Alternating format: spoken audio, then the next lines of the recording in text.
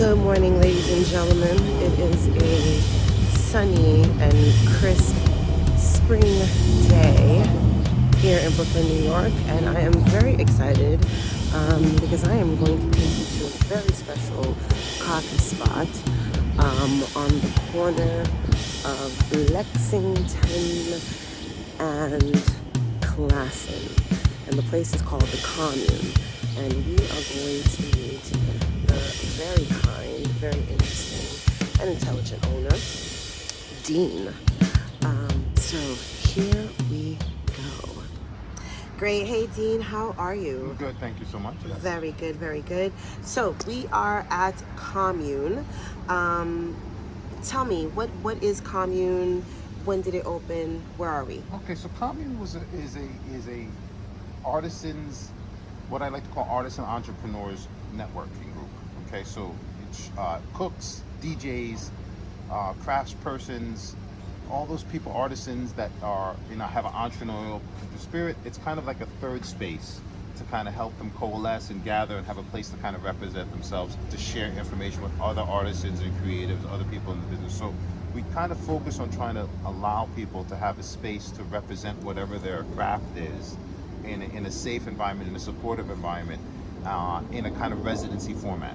So they'll come in, if you're a vendor, you have a brand you're trying to push, you come in, you can have a place to set up regularly, to kind of start introducing your stuff, but mostly so that you can start getting feedback from the general public, whether you're a chef, whether you're home, whatever it is you're putting out to the world. And it gives you the opportunity to kind of like incubate in a place, in a safe space, and get information on how to set your business up from other vendors in the thing. And it's just it's a networking group, ultimately at its core, or at best it would be a union of artisans and entrepreneurs and creatives to kind of work together, share information, to kind of push forth their ideas into the universe or the space in a safe space, in a kind of measured way, and in a way that you kind of start interacting with your customer base and getting information and make adjustments to that before you were to say go to a brick and mortar of your own. So it's like you're not on the street, but you're not necessarily having to take on all the expense of a brick and mortar. So it's a kind of in-between safe space, like I would say a third space. Okay, cool. I know Commune. I first noticed you guys looking for coffee. Right. So I know you as a coffee spot, great coffee, great pastries. Can you tell me, like, is that how you started first? Yeah, so the coffee and eventually the wine program, the wine and beverage program are how we monetize. So that is how basically Commune supports itself. So we're not obviously a non-for-profit. We are, a capitalist organization. We're there to support small businesses ultimately, right? And to give those small businesses support. So the coffee program and the wine and beverage program are the way that we monetize the business, and so and eventually, obviously, the food program is how we monetize, so that we are able to support the artists and entrepreneurs out there and all the other creatives that are part of this collective. Okay. I know. So I like the structure of Commune. First thing I saw was the food truck. I'm all about food trucks.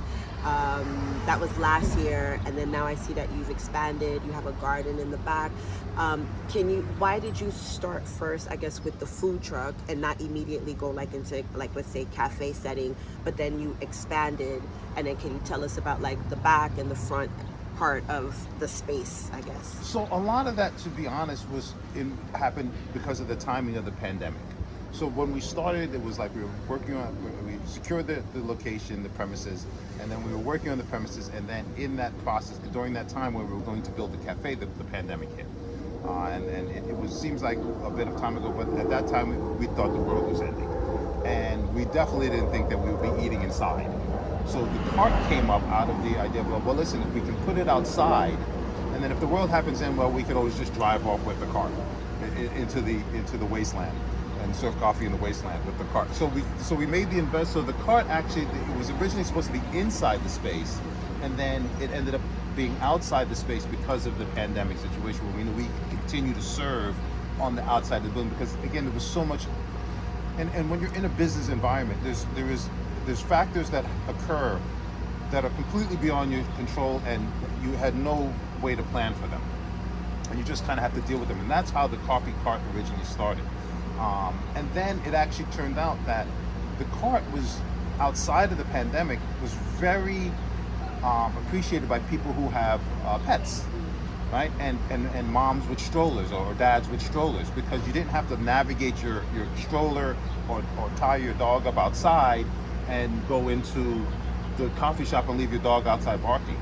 And interestingly enough, the pandemic also created a boom in pet ownership. People wanted pets more than ever, and so all of a sudden there was all these people who had more pets. So in a strange way, the pandemic kind of like worked and created a sort of business for us, because there were more pet owners. The majority of the majority of the pet owners in the neighborhood that get coffee come and get it from me, because it's easy for them just to stand online with their dog, or what, or just pull up the stroller, get coffee, and not have to navigate or feel uncomfortable moving into a cafe space with the stroller, because that is an issue when you have it. So that's kind of how that all kind of evolved, and then it became part of the business model. And we said, this is a great model, and then we started hanging out dog treats, and then I get a dog grooming truck to come up and give out free nail shavings to the pet. So then I started trying to cater to those clients more, by like the dog treats and the dog. And then I have vendors that, like, I'm bringing in a vendor that makes dog leashes, artisanal dog leashes and things, and they're going to come sell. So I started to lean into that aspect, and really kind of try to ingratiate myself to the pet owners in the neighborhood. Like, this is a much better experience for you and your pet, because then you can come get your coffee and you can sit in the backyard, because you can't have pets inside restaurants in New York, but you could sit in the backyard or in the patio area. So then with your pet. So were you always in the food and beverage industry? What's your background? What were you? So yeah, I started in food and beverage. So when I came to the city, I worked in restaurants while I was interning at other businesses. So I'd always have a restaurant night job. And even when I was in school, in university, I started working in, I got a great job in one summer in a restaurant in Manhattan, which was called Coffee Shop, which was a famous New York City, long-standing New York City restaurant here, and it kind of changed my whole perspective. And I was having such a great time that I almost didn't go back to school. I was like, I could just stay here and work. Fortunately, I did go back to school, but when I came out, I went back and I was able to work for them again. And they were a great restaurant group, because they really were big about allowing the people who had the initiative and the ambition to take on other positions in the restaurant, learn how to manage, and they were very good about allowing you to learn and see behind the curtain. They weren't just like, well, that's your position, so you do that. They allowed you, if you had the ambition, you could become a manager. You could become, like I started there as a busboy. I eventually was a bar back, and then I was a bartender. You know what I mean? And I really did appreciate that, which is not to be taken for granted, but I really did appreciate that, because all restaurants didn't do that, and they allowed you to move through the network of all the different positions, and they were very open about educating you in what you could see of the restaurant business, more than what you could just learn watching them, and you could learn a lot just watching them. They were very good about that. So, and I try to have that ethos here too. I try to keep that ethos. Whatever your ambition is here, like if you have the initiative, I'll try and allow people to take on different positions or learn different things or show whatever's going on. I operate on a transparency kind of model. Every position in the restaurant is a part of the team. So the dishwasher, which I was saying before, if the dishwasher walks off the job or you don't have a dishwasher, you're not going to be able to serve until someone takes on the position of being a dishwasher, right? And working every position in the restaurant helps you when you go to design a restaurant. You understand and you can relate to the needs that person has. So it's very important that when you say you design this big, how many seat restaurant, but you then under design the dishwasher station, right? Because you need the space for something else. Now he can't keep up with the demands because you've under-designed his space, right? And same thing with the wait station. Oh, you have this thing. You've now built an inefficient wait system, wait station, so that the waiters are now. That's going to mess up the whole plan. So knowing the needs and how each person works, and generally in a restaurant, is going to help you to be able to create a restaurant that all the dishwasher station, that matches the wait station, matches the amount of tables, so that then you can deliver the product like you want to deliver. You know what I mean? If you underdesign one part of the thing, or one part is not efficient, you're not gonna be able to. It's going to stop up the service. You're going to have a clog, and it's going to stop up. So the flow of the restaurants could be messed up. So by working all the different, or having a good understanding or empathy of all the different positions, sous chef, dishwasher, wait station, busboy, and making sure that everything is adequately designed to suit everybody, then you have the possibility to create the restaurant. It's kind of like a living organism. And if there's a clog or something's not designed and efficient, it's going to make it impossible for you to then deliver on a consistent basis. Or, so if the dishwasher, and it's obvious, if the dishwasher's getting backed up, all of a sudden it doesn't matter what the chef team is doing, because they can't get the food out in time because they don't have the plateware.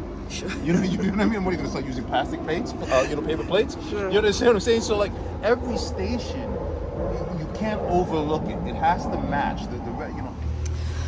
My last question for you: what advice would you give to someone who says, "I think I want to get into the world. I want to go into the world of F&B." What are some of the tidbits that you would give them? Maybe something that you wish you had known a bit earlier.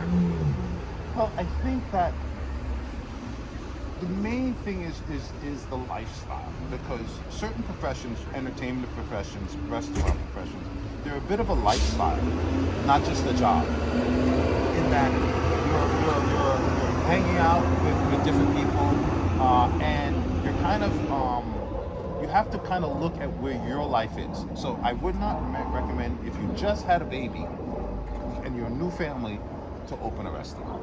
Right? You just know what I'm saying? You're like, oh, I just had a baby, I want to open a restaurant. Maybe it's not the best time for you, because your time is not your own. And you have to be in a place where you can, because people in restaurants dedicate a lot of time. It's a very time intensive, because again, it's more of a lifestyle. So you're at the restaurant before it opens, you're at the restaurant after it closes, and that's a lot of time. So I would say make sure your lifestyle matches the lifestyle of a restaurant owner. Okay, so this is Dean, owner of Commune, located in Bed-Stuy, Brooklyn, on the corner of Classen and Lexington. Established, I guess, 2019. I guess we started 2020, right in the heart of the pandemic. New York City, I got a thing for